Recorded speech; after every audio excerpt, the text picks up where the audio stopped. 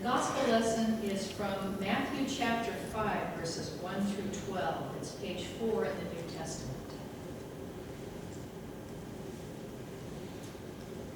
The Beatitudes. When Jesus saw the crowds, he went up the mountain. And after he sat down, his disciples came to him. Then he began to speak and taught them, saying, "Blessed are the poor in spirit, for theirs is the kingdom of heaven. Blessed are those who mourn, for they will be comforted. Blessed are the meek, for they will inherit the earth. Blessed are those who hunger and thirst for righteousness, for they will be filled. Blessed are the merciful, for they will receive mercy. Blessed are the pure in heart, for they will see God. Blessed are the peacemakers, for they will be called children of God.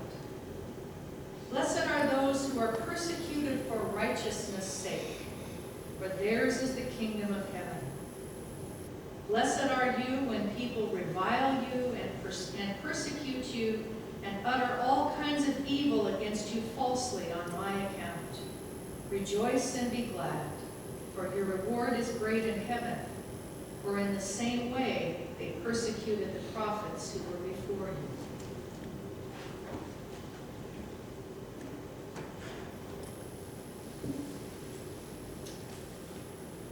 So I have a question for you this morning. How many times have you heard someone say, "I'm particular about that"? Okay. Well, I don't know where that turn of phrase comes from, but I do know that it's often said in the Midwest and parts of the South. It probably migrated with us. So, "I'm particular about what I eat," somebody may say. Or, "I'm particular about the types of movies I let my kids see." Today, we might say, "I have a particular favorite in today's Super Bowl." You might think that it would be the 49ers, but maybe you were raised in the middle of the country and prefer the Chiefs. Even without looking in the dictionary, we know that the word particular means having a strong preference for one thing over another. Usually means narrowing your options rather than broadening them. Particular and part are related words. The name of this congregation is the Presbyterian Church of Blue Lake. Blue Lake is a particular community in Northern California, and being the gathering of Presbyterians in this small community, you are unique. When we think of being particularly favored by God, we often use the word blessed, right? If somebody asks you how you are today, you might say, "I'm blessed." Art did it with me just outside. So even as you are thinking about the beauty all around you, your good health, your financial stability, your loving family, or your dear friends, "I am blessed," you say. Today, we have Jesus' version of the ones who are blessed. Two of the gospel writers, Matthew and Luke, have sections of their gospels called the Beatitudes, from the Latin word for blessing, because each of Jesus' statements starts with the word blessed. Matthew has his own particular point of view, and today we focus on his.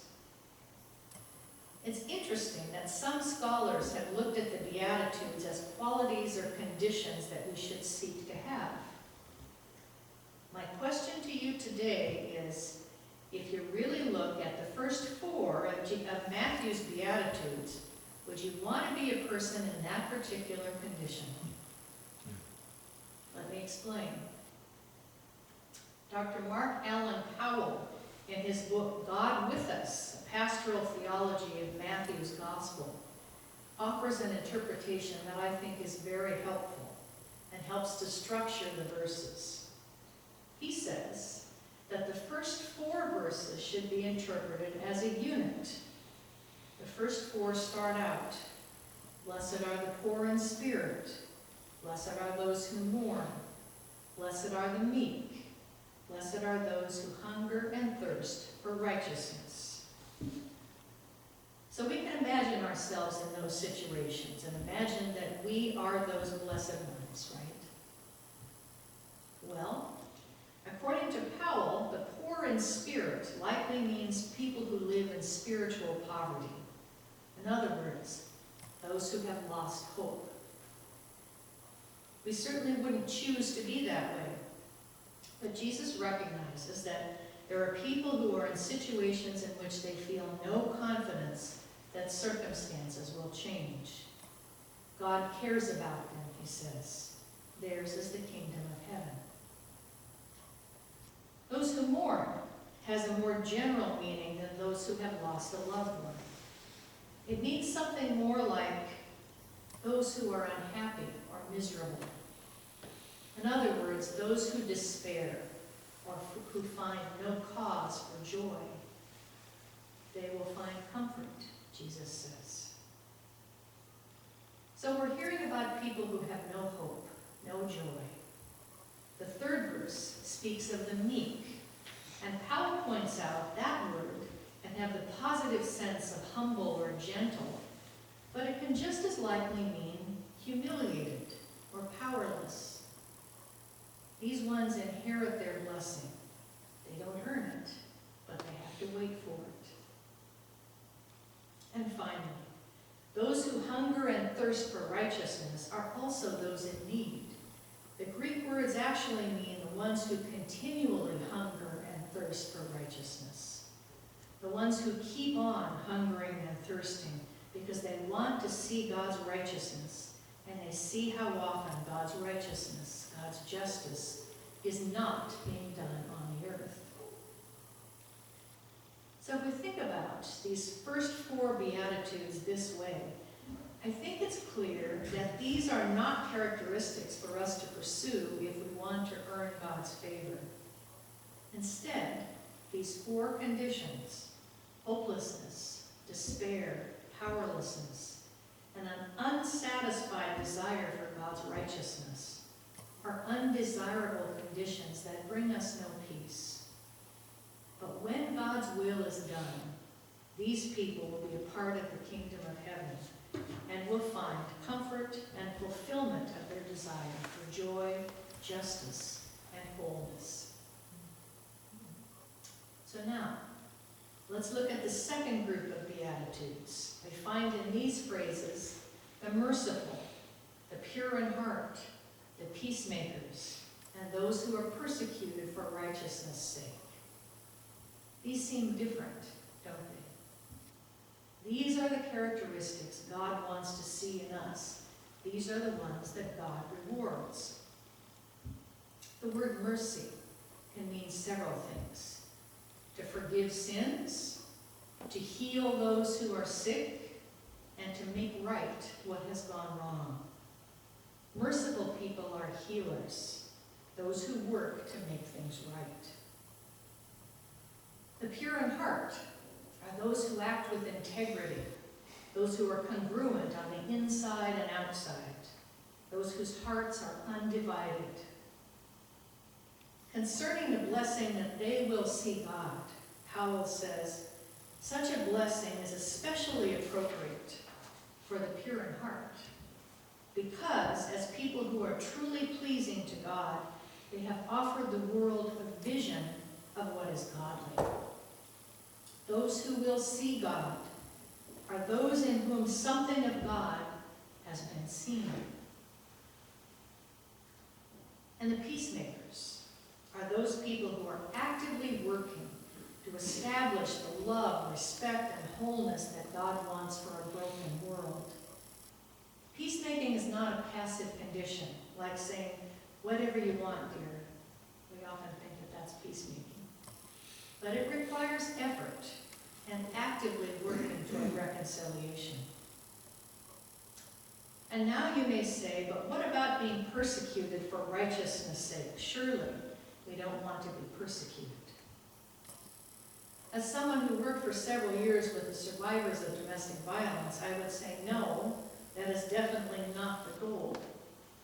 However, all those who are persecuted for the sake of God's righteousness, God's justice, have one thing in common. They are committed. It is their commitment that sets them apart. organization and the theology of these verses becomes clearer.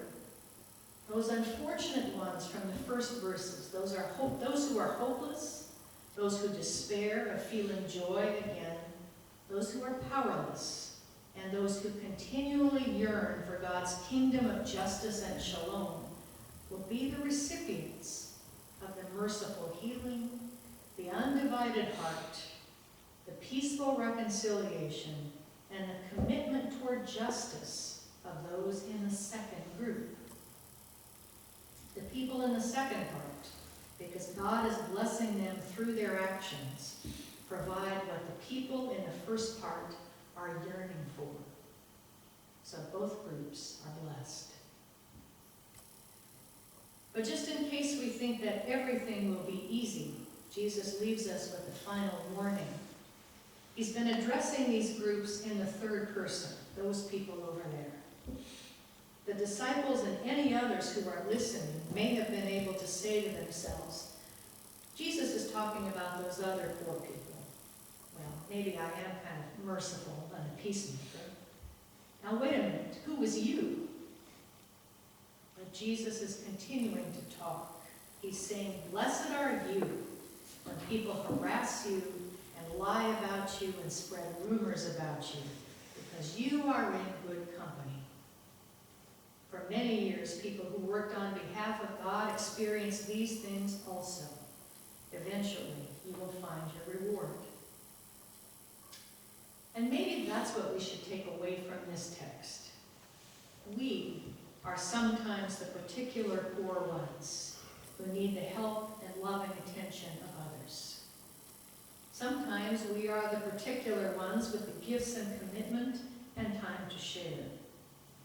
And sometimes we encounter people who, for their own reasons, try to hinder God's kingdom, to injure others, to create hopelessness and despair, to make others feel inadequate and unloved. One of my colleagues named John Stevens creates and shares a new haiku prayer every day on Facebook. And this recent one seemed to be so appropriate as we look at Jesus' words. John says, I catch a glimpse, God, heaven here upon the earth, when kindness prevails. We're blessed in our suffering. We're also blessed when we share God's presence in us. And when kindness prevails, we see a glimpse of God's will being done on earth as it is in heaven. For all God's particular and personal blessings to us, especially as they come through the particular gifts and godly love of others, we give thanks. We are truly blessed. Rejoice and be glad.